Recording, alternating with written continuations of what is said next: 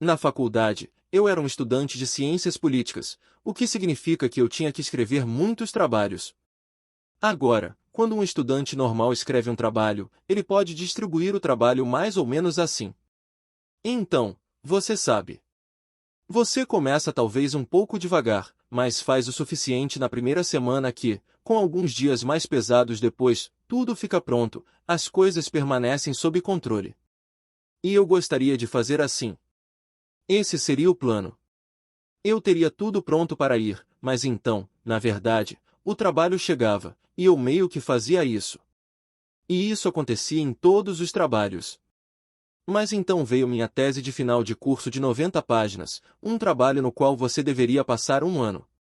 E eu sabia que para um trabalho assim, meu fluxo de trabalho normal não era uma opção. Era um projeto grande demais. Então, planejei as coisas e decidi que tinha que ser algo mais ou menos assim. Assim seria o ano.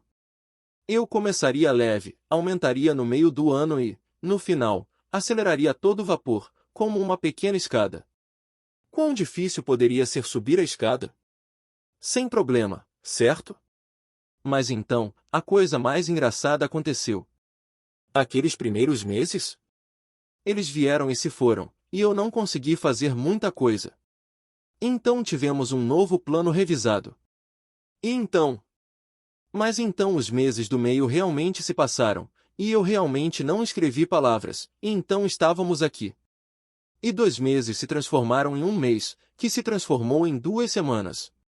E um dia eu acordei com 3 dias até o prazo final, ainda sem ter escrito uma palavra, e então fiz a única coisa que pude, escrevi 90 páginas em 72 horas, sem dormir não uma, mas 2 noites inteiras. Seres humanos não deveriam ficar 2 noites sem dormir. Corri pelo campus, mergulhei em câmera lenta e entreguei bem na hora do prazo. Eu pensei que aquele era o fim de tudo. Mas uma semana depois recebo uma ligação, e era a escola. E eles dizem: Tim Urban. E eu digo: sim. E eles dizem: precisamos conversar sobre sua tese. E eu digo: ok. E eles dizem: é a melhor que já vimos. Isso não aconteceu. Foi uma tese muito, muito ruim. Eu só queria aproveitar aquele momento em que todos vocês pensaram: esse cara é incrível. Não, não, foi muito, muito ruim. De qualquer forma, hoje sou um escritor e blogueiro. Escrevo o blog Wait. E alguns anos atrás, decidi escrever sobre procrastinação. Meu comportamento sempre deixou perplexos os não procrastinadores ao meu redor, e eu queria explicar para os não procrastinadores do mundo o que se passa na cabeça dos procrastinadores, e por que somos como somos. Agora, eu tinha uma hipótese de que o cérebro dos procrastinadores era na verdade diferente do cérebro das outras pessoas. Para testar isso, encontrei um laboratório de ressonância magnética, que me deixou escanear tanto meu cérebro quanto o cérebro de um comprovado não procrastinador, para que eu pudesse compará-los. Na verdade, trouxe aqui para mostrar para vocês hoje. Quero que olhem com atenção para ver se conseguem notar uma diferença. Sei que se você não é um especialista treinado em cérebros, não é tão óbvio, mas deem uma olhada, ok? Então, aqui está o cérebro de um não procrastinador. Agora, aqui está o meu cérebro. Há uma diferença.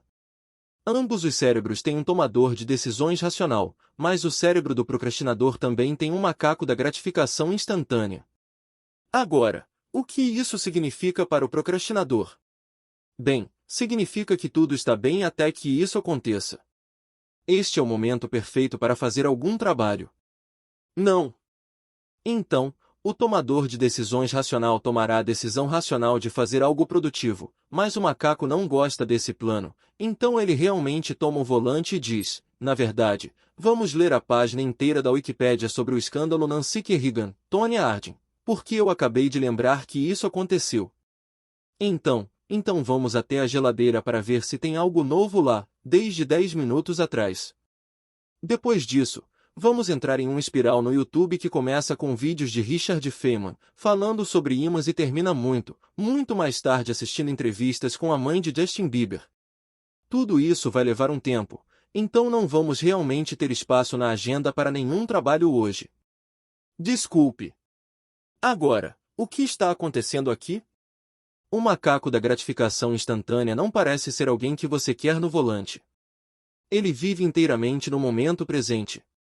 Ele não tem memória do passado, nenhum conhecimento do futuro e ele só se importa com duas coisas, fácil e divertido.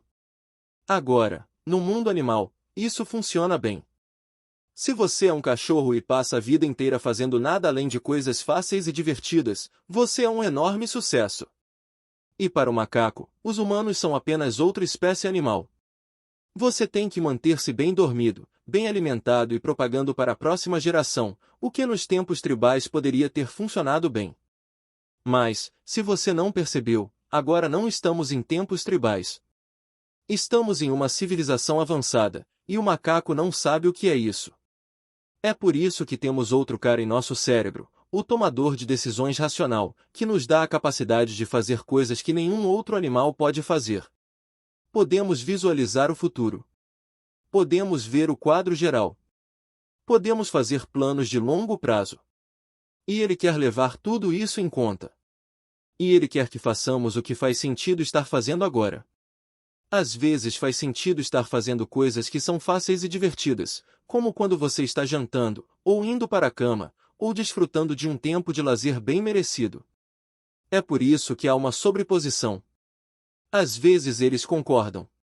Mas outras vezes, faz muito mais sentido estar fazendo coisas que são mais difíceis, e menos prazerosas, pelo bem do quadro geral. E é aí que temos um conflito. E para o procrastinador, esse conflito tende a terminar de uma certa maneira toda vez, deixando passar muito tempo nesta zona laranja, um lugar fácil e divertido, que está completamente fora do círculo do faz sentido. Eu chamo isso de parque de diversões sombrio. Agora, o parque de diversões sombrio é um lugar que todos vocês procrastinadores conhecem muito bem. É onde atividades de lazer acontecem em momentos em que atividades de lazer não deveriam estar acontecendo. A diversão que você tem no parque de diversões sombrio não é realmente divertida, porque é completamente merecida, e o ar está cheio de culpa, medo, ansiedade, auto-ódio.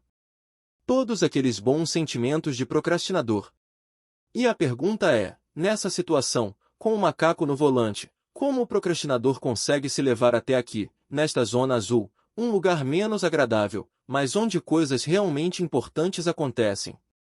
Bem, acontece que o procrastinador tem um anjo da guarda, alguém que está sempre olhando para ele, e cuidando dele em seus momentos mais sombrios, alguém chamado monstro do pânico. Agora, o monstro do pânico fica adormecido, na maior parte do tempo, mas ele de repente acorda, sempre que um prazo está muito próximo, ou há perigo de embaraço público, um desastre de carreira, ou alguma outra consequência assustadora. E importante, ele é a única coisa que o macaco tem medo. Agora, ele se tornou muito relevante na minha vida recentemente, porque as pessoas do TED me procuraram há cerca de 6 meses, e me convidaram para fazer uma palestra TED. Agora, claro, eu disse sim. Sempre foi um sonho meu ter feito uma palestra TED no passado. Mas no meio de toda essa empolgação, o tomador de decisões racional parecia ter outra coisa em mente. Ele estava dizendo, estamos claros sobre o que acabamos de aceitar? Entendemos o que vai acontecer agora um dia no futuro? Precisamos sentar e trabalhar nisso agora mesmo. E o macaco disse, concordo totalmente, mas vamos abrir o Google Earth e dar zoom no sul da Índia, uns 60 metros acima do solo, e rolar para cima por 2 horas e meia, até chegarmos ao topo do país, para termos uma melhor sensação da Índia. Então foi isso que fizemos naquele dia. À medida que 6 meses se transformaram em 4, e depois 2, e depois 1, as pessoas do TED decidiram divulgar os palestrantes. E eu abri o site, e lá estava meu rosto olhando diretamente para mim. E adivinha quem acordou? Então, o monstro do pânico começa a perder a cabeça, e poucos segundos depois, todo o sistema está em caos. E o macaco, lembre-se, ele tem medo do monstro do pânico. Bum! Ele está na árvore. E finalmente, o tomador de decisões racional pode assumir o volante e eu posso começar a trabalhar na palestra. Agora, O monstro do pânico explica todo tipo de comportamento insano de procrastinador, como alguém como eu poderia passar 2 semanas incapaz de começar a primeira frase de um trabalho, e então, milagrosamente, encontrar a ética de trabalho inacreditável para ficar acordado a noite toda e escrever 8 páginas. E toda essa situação, com os 3 personagens, este é o sistema do procrastinador. Não é bonito, mas no final, funciona. Isso é o que eu decidi escrever no blog, alguns anos atrás. Quando fiz isso, fiquei surpreso com a resposta. Literalmente milhares de e-mails chegaram, de todos os tipos de pessoas, de todo o mundo, fazendo todos os tipos de coisas. Essas são pessoas que eram enfermeiros, banqueiros, pintores, engenheiros e muitos estudantes de doutorado.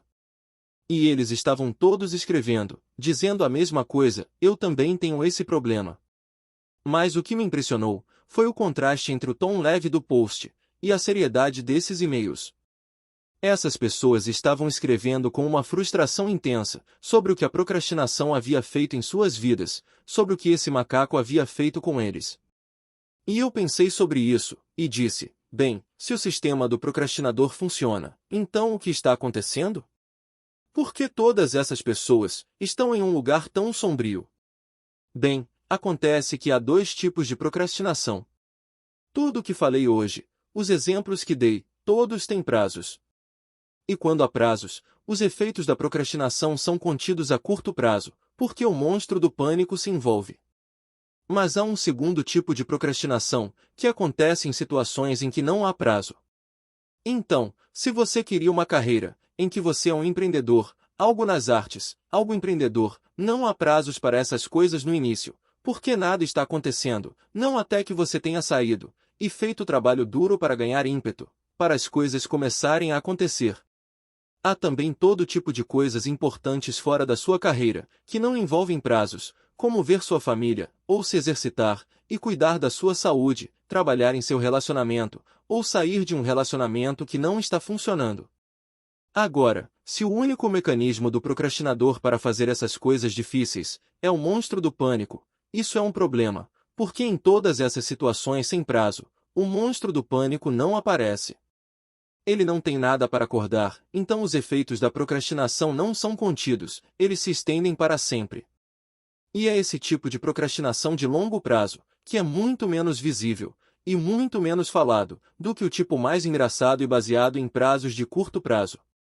É geralmente sofrido em silêncio e privadamente. E pode ser a fonte de uma enorme quantidade de infelicidade e arrependimentos a longo prazo. E eu pensei, é por isso que essas pessoas estão enviando e-mails, e é por isso que estão em um lugar tão ruim. Não é que eles estejam se desdobrando para algum projeto. É que a procrastinação de longo prazo os fez se sentir, às vezes, como espectadores em suas próprias vidas. A frustração não é que eles não conseguiram realizar seus sonhos, é que eles nem sequer foram capazes de começar a persegui-los. Então eu li esses e-mails, e tive um pouco de uma epifania, que eu não acho que existam não procrastinadores. Isso mesmo, eu acho que todos vocês são procrastinadores. Agora, vocês podem não ser uma bagunça, como alguns de nós, e alguns de vocês podem ter um relacionamento saudável com prazos, mas lembrem-se, o truque mais sorrateiro do macaco é quando os prazos não estão lá. Agora, eu quero mostrar uma última coisa. Eu chamo isso de calendário da vida. É uma caixa para cada semana, de uma vida de 90 anos. Não são tantas caixas, especialmente porque já usamos várias delas. Então, eu acho que todos nós precisamos dar uma boa e longa olhada nesse calendário. Precisamos pensar sobre o que estamos realmente procrastinando na vida, porque todo mundo está procrastinando algo na vida. Precisamos ficar cientes do macaco da gratificação instantânea. Isso é um trabalho para todos nós. E por que não há tantas caixas lá? É um trabalho que provavelmente deveria começar hoje. Bem, talvez não hoje, mas... você sabe. Em breve. Obrigado.